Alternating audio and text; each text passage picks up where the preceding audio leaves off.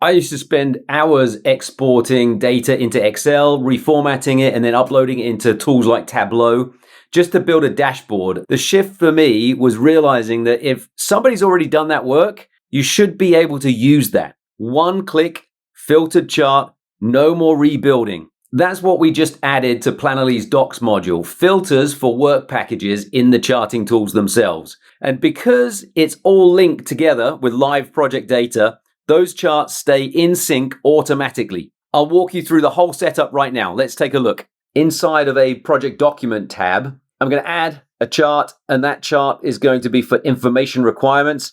And this is the new part here, work packages. I'm going to simply click once for infra work package. So this is the infrastructure. And then I'm going to click and add another chart, but this time I'm going to click for mechanical scope.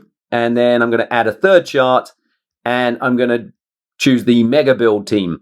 We can see exactly what those requirements are showing for the infrastructure, for the mechanical scope, and for the mega build team. This is what used to require exporting to Excel, reformatting, uploading to Tableau or Power BI, and then rebuilding all of those filters in that tool. So if you've already defined work packages in your project scope, come here into the docs and you can build your reports in just a couple of minutes. Pretty cool. We'll see you on the next one.